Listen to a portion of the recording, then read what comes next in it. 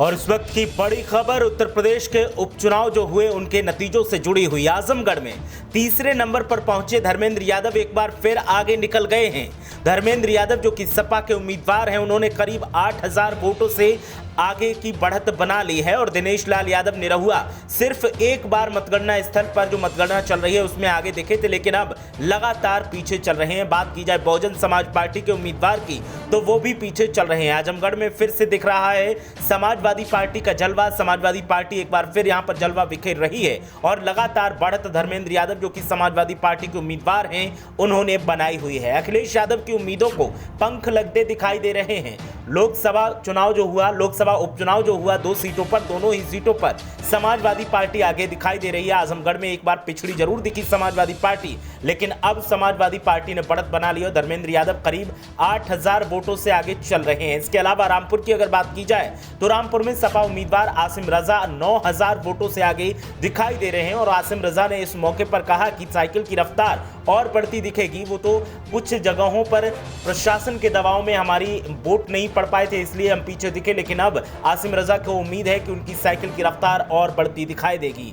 गजब की बात यह है, दोनों ही सीटों पर बीजेपी उम्मीदवार और नेता मतगणना स्थल से गायब दिखाई दे रहे हैं। कोई भी मौके पर मौजूद नहीं नजर आ रहा है और समाजवादी पार्टी के उम्मीदवार और नेता मौके पर डटे हुए हैं। तो इस वक्त की बड़ी खबर उत्तर प्रदेश से लोकसभा उपचुनाव जो हुआ उसकी मतगणना लगातार जारी है और धर्मेंद्र यादव आजमगढ़ से समाजवादी पार्टी के उम्मीदवार हैं जो एक वक्त ऐसा लग रहा था कि पीछे हो गए और तीसरे नंबर पर पहुंच गए थे, लेकिन अब उन्होंने बढ़त बनाते हुए पहले नंबर पर अपनी पोजीशन हासिल करनी है और पहले नंबर पर धर्मेंद्र यादव दिखाई दे रहे हैं। करीब 8000 वोटों से धर्मेंद्र यादव आगे दिखाई दे रहे हैं। दिनेश लाल यादव निरहुआ पीछे दिखाई दे रहे हैं। तो इस वक्त की बड़ी खबर उत्तर प्रदेश में लोकसभा का जो उपचुनाव हुआ उसमें समाजवादी पार्टी का जलवा बरकरार है और समाजवादी पार्टी लगातार आगे चल रही है। और इस वक्त की बड़ी खबर उत्तर प्रदेश के उपचुनाव जो हुए उनके नतीजों से जुड़ी हुई। आजमगढ़ में तीसरे नंबर पर पहुंचे धर्मेंद्र यादव एक बार फिर आगे निकल गए हैं।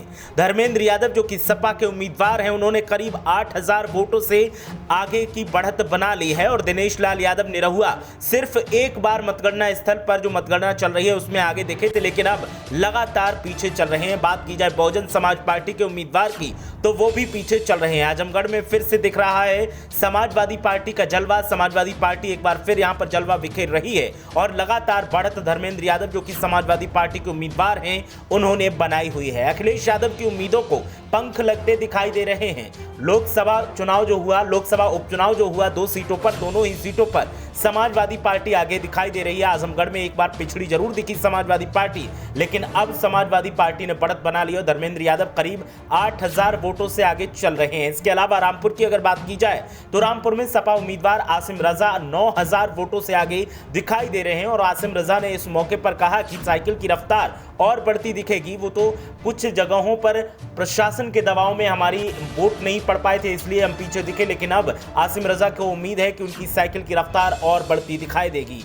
गजब की बात यह है, दोनों ही सीटों पर बीजेपी उम्मीदवार और नेता मतगणना स्थल से गायब दिखाई दे रहे हैं। कोई भी मौके पर मौजूद नहीं नजर आ रहा है और समाजवादी पार्टी के उम्मीदवार और नेता मौके पर डटे हुए हैं। तो इस वक्त की बड़ी खबर उत्तर प्रदेश से लोकसभा उपचुनाव जो हुआ उसकी मतगणना लगातार जारी है और धर्मेंद्र यादव आजमगढ़ से समाजवादी पार्टी के उम्मीदवार हैं जो एक वक्त ऐसा लग रहा था कि पीछे हो गए और तीसरे नंबर पर पहुंच गए थे, लेकिन अब उन्होंने बढ़त बनाते हुए पहले नंबर पर अपनी पोजीशन हासिल करनी है और पहले नंबर पर धर्मेंद्र यादव दिखाई दे रहे हैं। करीब 8000 वोटों से धर्मेंद्र यादव आगे दिखाई दे रहे हैं। दिनेश लाल यादव निरहुआ पीछे दिखाई दे रहे हैं। तो इस वक्त की बड़ी खबर उत्तर प्रदेश में लोकसभा का जो उपचुनाव हुआ उसमें समाजवादी पार्टी का जलवा बरकरार है और समाजवादी पार्टी लगातार आगे चल रही है।